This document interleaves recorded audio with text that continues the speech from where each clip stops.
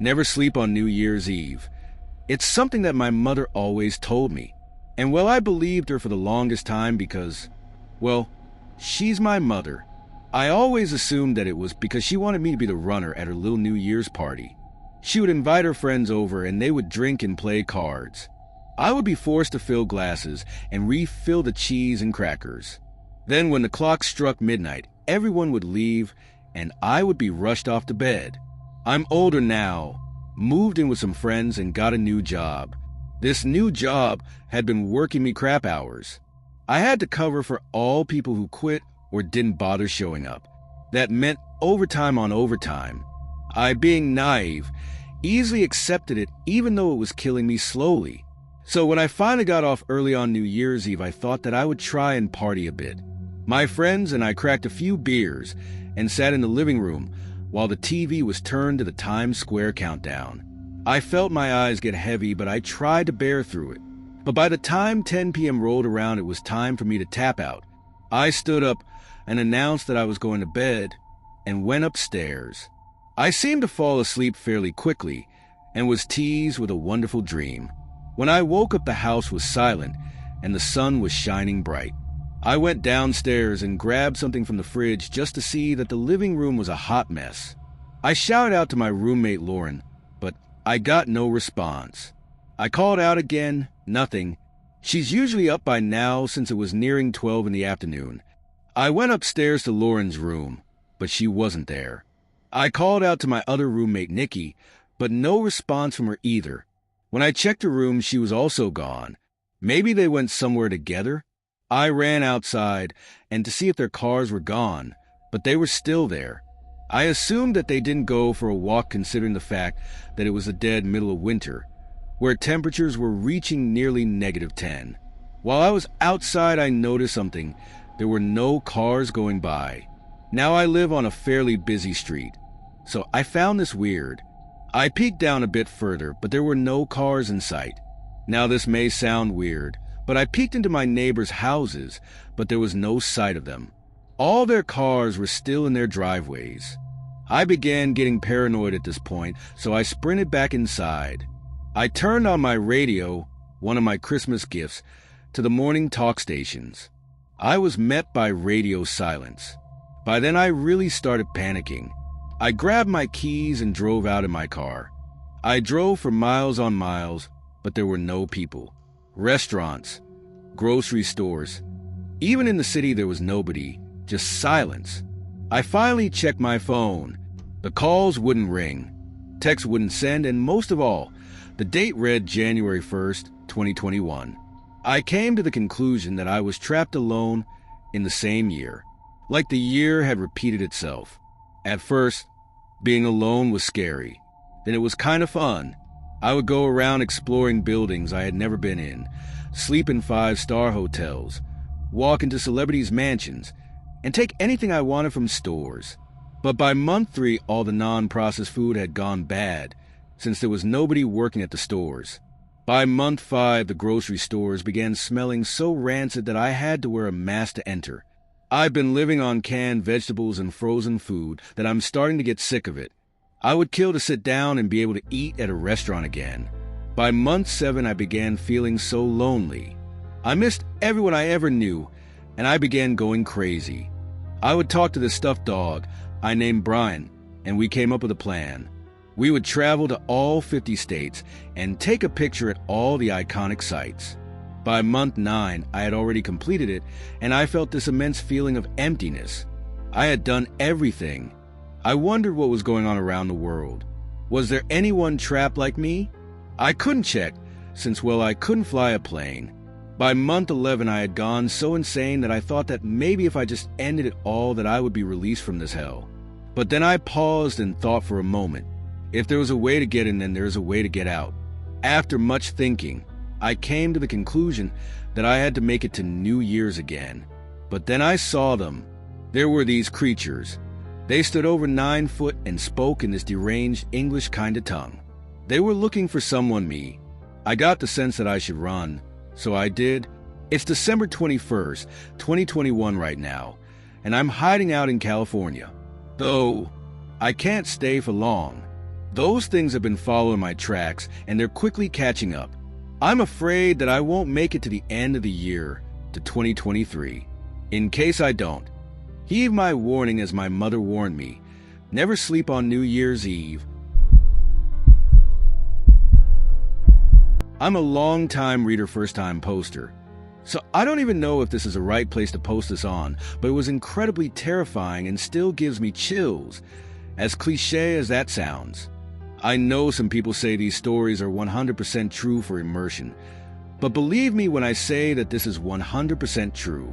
3 of my friends and I were spending the night together on New Year's Eve about a year ago, and we decided we wanted to spend the night in a tent outside really close to the woods.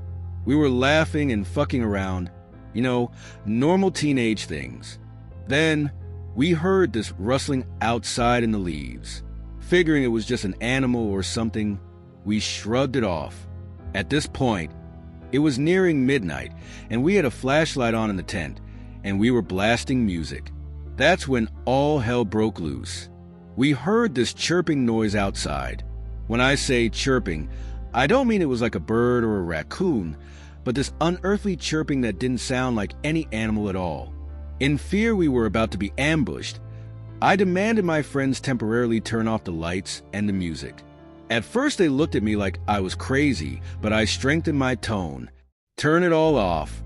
Now. At this point, they knew I was serious, so they turned it all off and listened. There was again this unearthly chirping that didn't sound like anything. My friends and I were shitting bricks, but I was a little bit braver than the rest of them. I had been taking karate for about 4 years, and I'm a very tall female capable of taking down a grown man. So I figured I could take whatever was out there, or at least I could carry one of my friends if we had to run away. They all tried to play it cool and said it must have been one of those screamer firework things, but I could tell they were all shitting themselves. We carried on screwing around for a few more minutes, desperately trying to forget about the screech chirping thing outside. Then we heard it again, this time much closer to our tent. This was the first time I could properly hear it. When it made a clearer sound, reality drop-kicked me in the stomach. It was fucking big and it was almost right outside our tent. My friends and I were about to shit ourselves, so they start asking me questions as to what I thought it was. I was a friend who was into all things paranormal, and I still am, but I've never been a paranoid person, so they asked me. I told them just as a suggestion that it could be a skinwalker or a flesh gate, because I read somewhere that they mock the voices of your friends who emit noises that they think will lure out their victims. I only said this because I thought that could explain the scream chirp, but I think they were really scared. We heard it again. At this point, everyone was shitting bricks, and one of them eventually called her older brother to come and hang out with us for a while. While he was there, just our luck, we couldn't hear the chirp screech anymore. Damn. We hung out with him for a while until we all decided to go on a walk with. The walk was fun and my friends were terrified because we were walking around in the dark, but I've always liked the dark as it was so vast and mysterious. I was also hoping we would find the flesh gate, so my friends would stop acting like stuck-up little shits that weren't scared because I could see they were shitting themselves. Part of me was also terrified to see what would happen if we stumbled across a flesh gate, but her older brother had a knife with him, and I was prepared to stab it if he wasn't. Fast forward later into the night. We were blasting music again and playing with a multicolored strobe light. Probably not the best way to avoid being jumped in the night now that I think about it. My friend's brother had left us his knife in case we heard anything else that night. My friends all decided that I was the only one who would be brave enough to actually stab someone or something if it came to it. So I was in charge of holding the 6-inch knife all night. Thankfully, it was in a sheath, because despite my training, I'm quite clumsy, especially this late into the night. I couldn't help myself taking the knife out of the sheath because it was so interesting and beautiful looking. There was again the same fucking chirp screech. I unzipped the tent to look, knife drawn, and heard something scurry away quickly into the woods. Since my friends didn't hear it, I left it alone. Everything was fine for the rest of the night. That is, until I was the only one awake. I heard this horrible scream howl, much more blood-curdling than the chirps. It kept getting closer to the tent and then backing away, like it somehow knew I was the only one awake. It circled us, made itself sound distant, then come back with another howl. One of my friends briefly awoke and told me it was probably someone having a party, but I could tell she was just saying that so she could get the sleep she desperately needed. Me, however, I could go for 3 days straight without having to sleep once. I was perfectly fine without sleep unless I had a long day of school the next day or something. Believe me when I say, I didn't let my guard down once. I listened to this thing and the location the cries took place. I wasn't about to let some fucking fleshgate or some shit come and kill my friends and I on a night that was supposed to be fun. I drew the knife a few times and practiced slash in the air in case it attacked, but it never did. The fucker just spent hours taunting me, trying to draw me out. I was incredibly tempted to run out there, just to get a look at it, but I knew that was exactly what it wanted, waiting for me not to be in a group so it could pick the threat off, then my friends. There was no way in hell I would let it anywhere near my friends. The older brother had left to go to a friend's house later that night as well, and the friend we were all staying with lived with her grandma. No strong men. I lived around the neighborhood, and both my mom and my dad were home. My dad is a big guy standing at 6 feet 2 inches and strong as hell, but it would be too far to run. I couldn't go out there to see what it was even if I wanted to, even though I'm pretty damn fast. I was weak considering how late it was, and I would become this thing's prey. Knowing this, I just laid back, knife at the ready, listening in absolute horror. You don't know what true vulnerability is until you're on the outskirts of the woods in a tent with 3 lives in your hands, while some paranormal creature is hunting you, teasing you, and you only have a close combat weapon that you're not even certain would put a scratch on it. I sat there in silence until around 6 in the morning, when I was certain it had stopped. I couldn't take it anymore. The damn thing had driven me insane. My work there was done as I was certain it was gone. I left the knife on my pillow and a note that said I went home and I wasn't dead, so I could reassure my friends when they woke up later on. I began to walk home to my house with the streets poorly illuminated by street lamps. There weren't that many, leaving a fuck ton of dark spaces that I couldn't see even if I tried. To make matters 10 times worse, my glasses were smudged and I could barely see a fucking thing out of them. I knew it was better to my advantage if I kept them on though, because I'm blind as a bat. I scanned my surrounding my whole way there, keeping my eyes on every direction this thing could attack me from. The fucker was probably just waiting to get me alone, but I wasn't going to let it do anything to me. When I finally got to my house, the door was unlocked to my relief, so I could get in without my parents hearing me. Unfortunately, this was 5 in the morning, and as I mentioned before, clumsy as ever. So I bumped into everything as I tried to navigate myself to my room, where I forced myself to go to sleep. After that, when asked, my friends would say it was a screamer firework or some animal, but I can tell they were scared and just trying to make sense of it all. I try to make sense of it too, but I just couldn't. I knew what I heard, and it was much worse than they could have imagined. They probably thought I mentioned flesh gates and skin walkers just to scare them, but I truly believe it was one of the two. Nothing like this has ever happened again, but there's a reason we haven't been sleeping outside in a while. Post too long, I'll sum it up. Friends and I camping outside the woods, and we're being hunted by a flesh gate. There.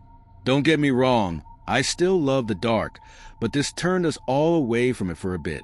Feel free to send me any questions or comments, and I'll update if I ever have a similar experience or Mr. Fleshgate has come back for a round 2. I may share some of my other scary paranormal experiences in the future, but until then, please, be careful while camping anywhere. You never know what can be lurking around in the dark.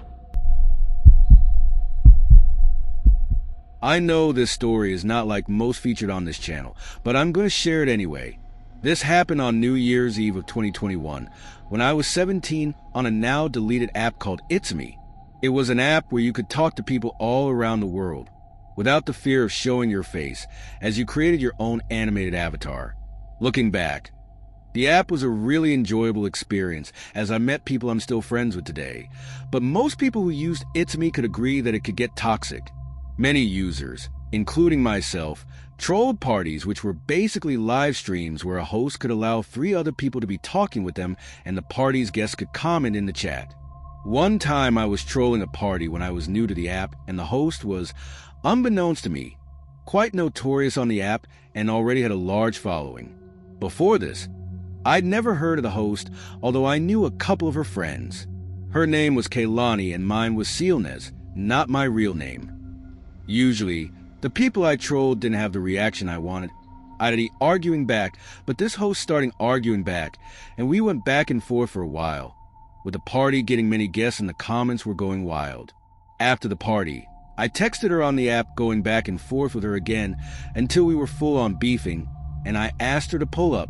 Really, I didn't want to fight this girl because I was only arguing with her in the first place for shits and giggles, but she was taking me serious. She told me she lives in Chicago and I live in Milwaukee, so I thought there's no point in driving 1.5 hours just to fight a girl that I've never even met. At the time, I was stupid and still had the mindset of a hood rat, so me pulling up to this girl wasn't far-fetched. It got to the point where this bitch wouldn't shut up, so I did something I still regret to this day. I told her I'd meet her at her place if she was with it, and she accepted. I hopped in my car and put her address in the GPS. Not gonna lie, the apartment building she lived in looked sketchy and ghetto, but I didn't really care because I also was from the hood. I brought my twin sister with me just in case Kaylani had people with her to jump me. As we pulled up, I saw a girl who looked to be Hispanic and had sneakers and a hoodie on, so I presumed it was her because of her accent and her clothes. I told my sister to wait in the car because she looked to be alone. I ran up to her and we started fighting. Not to brag or anything, but I've been in many fights growing up in the hood, so I do know how to defend myself properly. To be honest, I was getting the best of her when out of nowhere, some guy proceeds to pick me up and try and separate us. At first, I thought it was some kind of security of the apartment building, but he wasn't wearing any kind of uniform or anything. Actually, he looked quite a mess looking back, and he reeked of alcohol too. He managed to somehow separate us even though at this point I was going batshit crazy, and Kaylani was still trying to get little hits in. By this time, my sister came out of the car when she saw the guy getting involved, and presumably Kaylani's friends who came from inside the building trying to hold her back. After we were separated, the guy literally starts dragging me to a rusty, beat-up black Honda that was parked nearby. I started fearing for my life and screamed my sister's name. She came sprinting, but the guy had already opened the trunk and threw me in, trying to shut the trunk. I was kicking and screaming, but he was really strong and managed to shut the trunk. My heart practically stopped when I felt the car speed off. I can still remember my sister's screams for help. We drove for 5 minutes, and I'm claustrophobic, so I was frantically trying to get out the tiny trunk. I was texting my sis, and luckily she informed me she had called the police already, and she was following the car. After a few minutes, the car stopped, and he lifted the trunk and dragged me by my hair into some house that looked run down and dirty from the outside. He practically threw me into the house, and I saw my sister running after the guy with a baseball bat we brought just in case anything bad was to happen. She managed to get one good hit on the man with the bat, but he kicked her off and locked the door. Even though I heard sirens nearby, I was still terrified of what he was going to do to me. He dragged me into some room in the back of the house, and the whole time I was fighting him off as best I could. The police burst in a couple seconds later, however, and tackled the man. Surprisingly, he didn't resist and was quite calm, letting them handcuff him. I was reunited with my sister, and in that moment, I realized how precious life can truly be. Ever since that day, I changed for the better. Me and my sister no longer beef with anyone, and we've definitely grew up in the past year. After the incident, Kaylani left the app. I decided to call it quitsome soon after as well because many people I was cool with starting moving on, and I wanted to leave the memory of that day behind. I never told anyone on It's-A-Me what happened, not even my friends, as I was afraid no one would believe me. So if there's anything to take away from this story, it's to not make dangerous decisions like I did that day pulling up to a sketchy neighborhood to fight a stranger. The It's-A-Me app was shut down on August 10th of this year and was replaced with a new app codename.